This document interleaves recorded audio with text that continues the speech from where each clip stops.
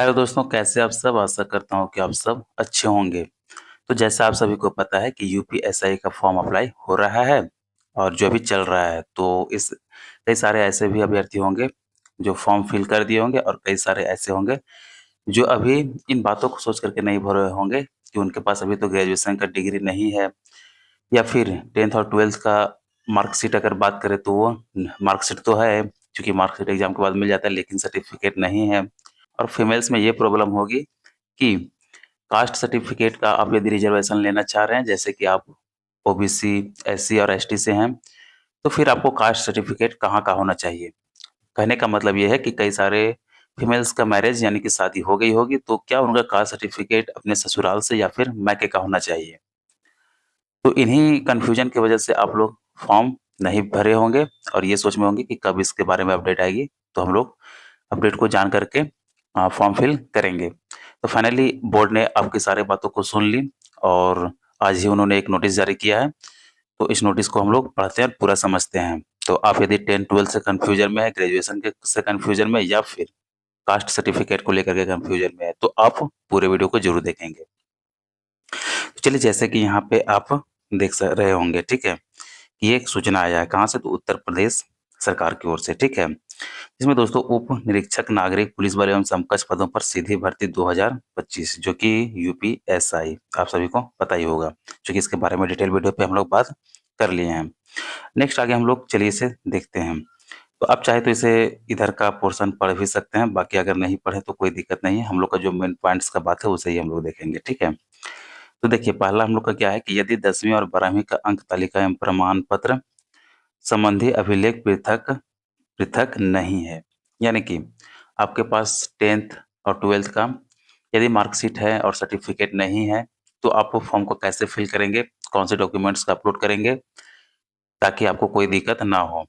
इसके बाद फिर चलिए नेक्स्ट आगे देखेंगे। तो नेक्स्ट के पॉइंट में हम लोग देखेंगे कि यदि स्नातक उपाधि उपलब्ध नहीं है, यानी कि आपके पास ग्रेजुएशन का डिग्री जो है उपलब्ध नहीं है, मार्कशीट तो चूंकि मिल गया होगा लेकिन डिग्री नहीं मिला है, तो आप फॉर्म को कैसे भरेंगे? आप डिग्री तुरंत में कहाँ से लाएँगे? इसके बारे में बात करेंगे और ये सबसे इम्पोर्टेंट पॉइंट है, ठीक है? खासकर महिलाओं के लिए ही ये है। इसमें क्या है कि महिला अभ्यर्थी को आरक्षण के लाभ हेतु जाति प्रमाण पत्र पिता पक्ष से प्रस्तुत करने के संबंध में, तो इसी के बारे में बात करेंगे कि आपको जो है वो जाति प्रमाण पत्र मायके से या फिर ससुराल से बनवाना पड़ेगा, या फिर कहाँ का होना चाहिए। तो सारे पॉइंट्स की बात करेंगे, तो आप वीडियो में बने रहें। एक एक हम लोग सारे पॉइंट्स को अच्छे से देखते हैं। तो चलिए पहला पॉइंट्स पर हम लोग बात करते हैं कि यदि 10वीं और 12वीं का अंक तालिका एवं प्रमाण पत्र संबंधी अभिलेख पृथक-पृथक नहीं है, तो आपको क्या करना है?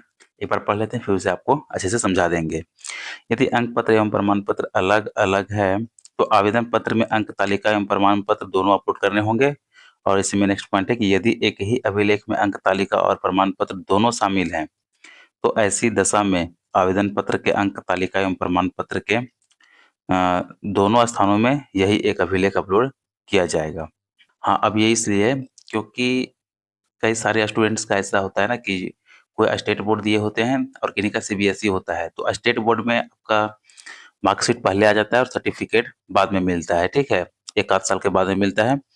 लेकिन सीबीएसई में ऐसा नहीं है, आपका मार्कशीट और सर्टिफिकेट दोनों एक साथ मिल जाता है, ठीक है? तो यही चीज़ इसमें बोला है कि यदि आपके पास अंक पत्र यानी कि मार्कशीट अलग हो और प्रमाण पत्र यानी सर्टिफिकेट अलग हो, दोनों अलग-अलग है, तो जब आप फॉर्म को फिल करेंगे, तो दोनों का अलग-अलग तालिका बना रहेगा। तो अंक तालिका में यानी कि जहाँ पे आपसे मार्कशीट माँगा जाएगा, वहाँ पे आप मार्कशीट का फ़ोटो अपलोड करेंगे और जहाँ पे सर्टिफिकेट का फ़ोटो माँगा जाएगा, वहाँ पे आप प्रमाण पत्र यानी सर्टिफिकेट का फ़ोटो अपलोड करेंगे, ठीक है? सीबीएसई का दोनों एक ही में होता है, तो वो कैसे करेंगे? क्योंकि ऊपर का ये जो है वो हम लोग स्टेट बोर्ड के लिए देख लिए, लेकिन सीबीएसई के लिए भी नीचे जो है वो दिया गया है कि यदि दोनों का एक ही में है, सीबीएसई वालों का मार्कशीट और सर्टिफिकेट दोनों एक ही में होता है, तो आपको क्या करना है कि दोनों कॉलम में जो है एक ही फ़ोटो को अपलोड कर देना है, ठीक है?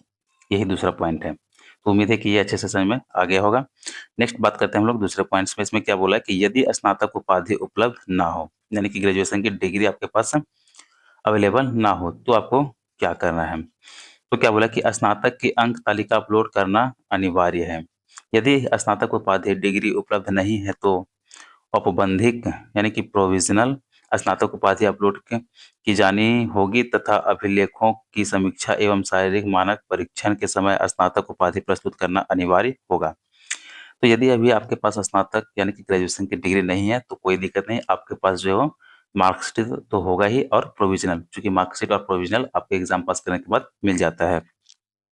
तो आपके पास डिग्री नहीं है तो आप मार्कशीट और प्रोविजनल दोनों को अपलोड कर देंगे। लेकिन जब आप डीवी और शारीरिक मानक परीक्षा यानी कि पीएटी के लिए जाएंगे, ठीक है, तो जब आप इन दोनों के लिए जाएंगे तो उस टाइम आपको जो है वो सर्टिफिकेट लेकर के जाना होगा। तो अगर आपके पास अभी नहीं है तो आपके पास समय है, आप तब तक बाद में भी लेकर के जा सकते हैं। फिलहाल आप यदि ग्रेजुएशन पास है, आपके पास मार्कशीट है, तो आप फॉर्म को भर देंगे, ठीक है। बाकी बाद में डिग्री निकालेंगे और डिग्री लेकर के चले जाएंगे।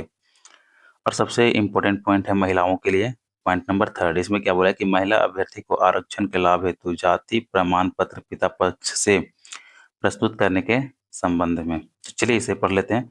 चलिए यहाँ पे क्या बोला है कि महिला अभ्यर्थियों की जाति का निर्धारण उसके माता पिता पक्ष से होता है। इस संबंध में शासनादेश संख्या 13/22/16 टीसी 3 का 2/2024 दिनांक 17/12/2014 में संलग्न प्रारूप के अनुसार पिता पक्ष से जारी प्रमाण पत्र ही मान्य होंगे। अतएव महिला अभ्यर्थी को सलाह दी जाती है कि वह अपना पिता पक्ष से जारी प्रमाण पत्र ही अपलोड करना सुनिश्चित करें।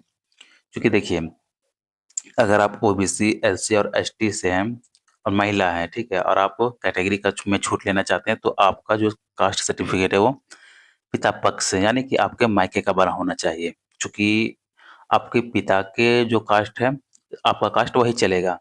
और मैरिज की बात रही तो इंटर कास्ट मैरिज भी कर लेते हैं, ऐसा नहीं है, ठीक है। इंटर कास्ट मैरिज अगर कोई कर ली है और वो चाहे कि हमें एज का प्रॉपर रिलैक्सेशन मिले तो फिर ऐसा पॉसिबल नहीं हो पाता है। क्योंकि अगर आप मैरिज किसी जनरल से किए रहेंगे तो फिर तो आपको उसके लिए हकदार नहीं होंगे, आपको एज का रिलैक्सेशन ले सकें। तो इसलिए आपको ज़रूरी है कि आपका जो कास्ट सर्टिफिकेट है वो आपके पिता पक्ष यानी आपके मायके का बना होना चाहिए। तो इन बातों को आपको ध्यान देना है और आप यदि नहीं बनाएँ तो आपका जो सर्टिफिकेट है मायके का ही बनवा लेंगे, ठीक है।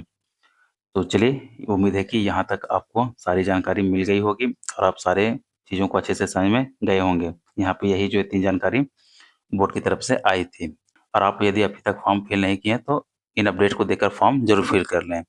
तो चलिए, उम्मीद है कि सारी जानकारी आप सभी को मिल गई और इसके बावजूद भी कोई डाउट रहता है तो आप कमेंट ज़रूर करेंगे। और हो सके तो वीडियो को अपने दोस्तों में भी शेयर करें ताकि उन सबों को भी ये जानकारी मिल सके। और वीडियो अच्छा लगा हो तो वीडियो को लाइक कर ऐसे ही अपडेट के लिए चैनल को सब्सक्राइब कर हमसे ज़रूर जुड़ें। चलिए मिलते हैं फिर नेक्स्ट वीडियो में।